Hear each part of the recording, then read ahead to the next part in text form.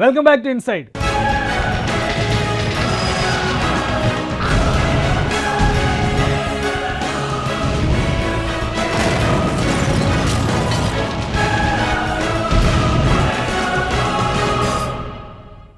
Pearl హార్బర్పై Japan దాడి చేయడం అంటే అమెరికా అహంకారంపై దాడి చేయడమే. ఒక చిన్న దేశం తమపై ఈ స్థాయిలో దాడి చేస్తుందని అమెరికా ఊహించి ఉండకపోవచ్చు. దాడి నుంచి కాచుకుని తేరుకునేలోగానే జరగాల్సిన నష్టం జరిగిపోయింది. ఈ అటాక్ అప్పటి వరకు రెండు దేశాల మధ్య ఉన్న కోల్డ్ వార్ని ప్రత్యక్ష పోరుగా మార్చేసింది. దీంతో రగిలిపోయిన అమెరికా కూడా యుద్ధ రంగంలోకి దిగడం, దాని వెంటే మరికొన్ని దేశాలు నడవడంతో ప్రపంచంలో ఇంతకు ముందెన్నడూ జరగని దారుణ మారణహోమం మొదలైంది. పరిణామాలు ఎలా ఉంటాయన్నది అనవసరం. తనకు అడ్డుగా నిలబడ్డ అమెరికాకు తగిన పాఠం చెప్పడమే లక్ష్యం. 1941 డిసెంబర్ నాటికి జపాన్ ఆలోచన ఇదే. ఆసియా ఖండంలో పెద్ద పెద్ద దేశాలను సైతం తనలో కలుపుకుని దూకుడుగా సాగుతున్న జపాన్కు అమెరికా అంటే అదురు బెదురు లేదు. పైగా తన సామ్రాజ్య విస్తరణలో, సహజ వనరుల సమీకరణలోనూ అడ్డుగా నిలబడుతున్న అమెరికాపై ఉరుముల్లేని పిడుగులా విరుచుకుపడాలని నిర్ణయించింది జపాన్. డిసెంబర్ 7 నాటికి యుద్ధానికి రంగం సిద్ధమైంది.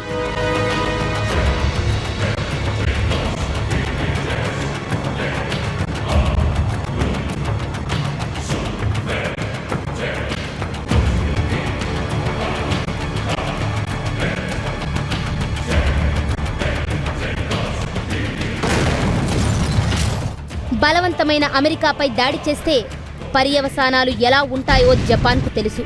కానీ తన బలంపై జపాన్కు అనుమానం లేదు. అందుకే అటాక్. ఈస్ట్ ఇండీస్లో ఉన్న చమురు నిల్వలు, ఖనిజ సంపదపై కన్నేసిన జపాన్ వాటిని తన గుప్పెట్లోకి లాక్కోవడానికి ఎప్పటినుంచో ప్రయత్నిస్తోంది.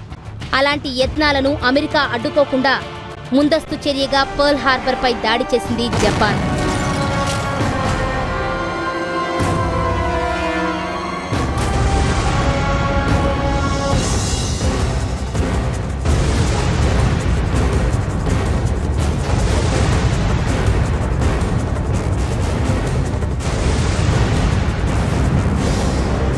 ఈ దాడితో అమెరికా ఒక్కసారిగా షాక్ తిన్నట్టయింది.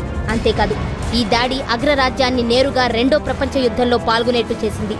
అటాక్ జరిగిన రెండో రోజే అమెరికా జపాన్పై యుద్ధం ప్రకటించింది.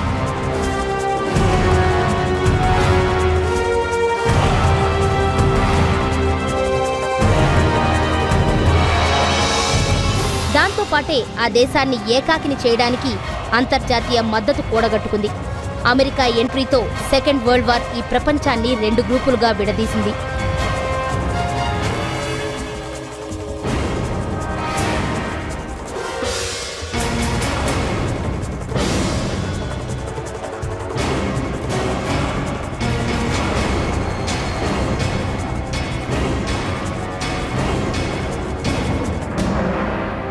అమెరికాపై జపాన్ ఆగ్రహం అప్పటికప్పుడు పుట్టింది కాదు.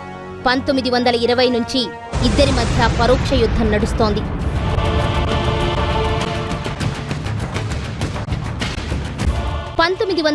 లో చైనాలోని మంచూరియాపై జపాన్ ఆక్రమణకు దిగినప్పటి నుంచి అమెరికాకు జపాన్ థ్రెట్ మొదలైంది.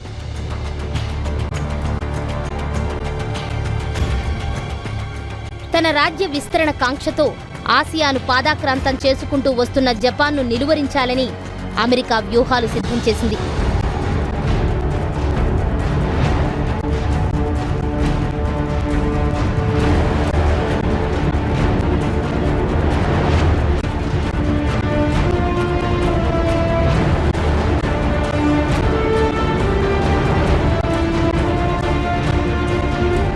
సైనిక బలంతో ప్రపంచాన్ని ఆక్రమించేట్లు కనిపించిన జపాన్, జర్మనీలకు పర్ల్ హార్బర్ దాడి కారణంగా బ్రేక్ పడింది.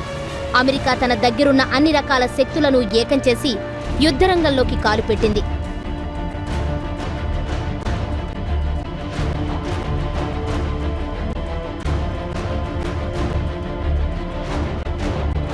జర్మనీ ఆక్రమణల జోరు కారణంగా అప్పటి వరకు తటస్థంగా ఉన్న రష్యా కూడా మిత్రసేనలతో కలిసి పోరాటం మొదలుపెట్టింది. దీంతో జపాన్, జర్మనీల బలం తగ్గడం మొదలుపెట్టింది.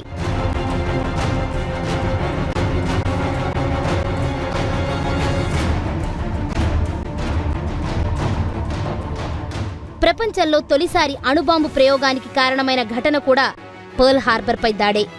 జపాన్పై పగతో రగిలిపోతున్న అమెరికా దాన్ని లొంగదీసుకోవడానికి అణుబాంబును బయటకు తీసింది.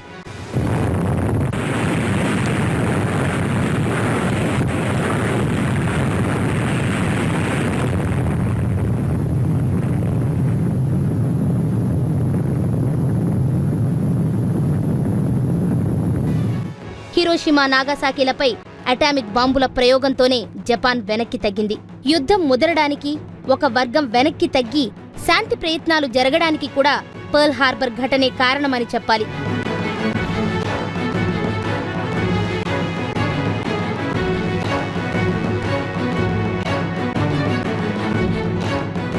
అన్నింటికీ మించి ప్రపంచ దేశాల మధ్య ఉన్న వర్గ సమీకరణాలు విపరీతంగా ప్రభావితం చేసిన ఘటనల్లో ఒకటిగా పర్ల్ హార్బర్ అటాక్ చరిత్రలో నిలిచిపోతుంది.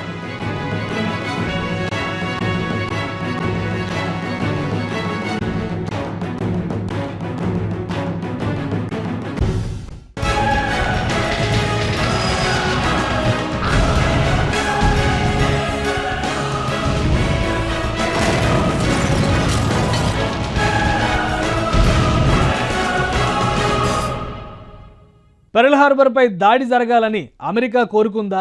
రెండో ప్రపంచ యుద్ధంలోకి అడుగు పెట్టడానికి అమెరికాకి ఇంతకంటే మార్గం లేదా? పెర్ల్ హార్బర్ అటాక్ వెనుక కాన్స్పిరసీ థియరీ ఏంటి? ఆ డీటెయిల్స్ చూసే ముందు మరో షార్ట్ బ్రేక్ తీసుకుందాం. Keep watching.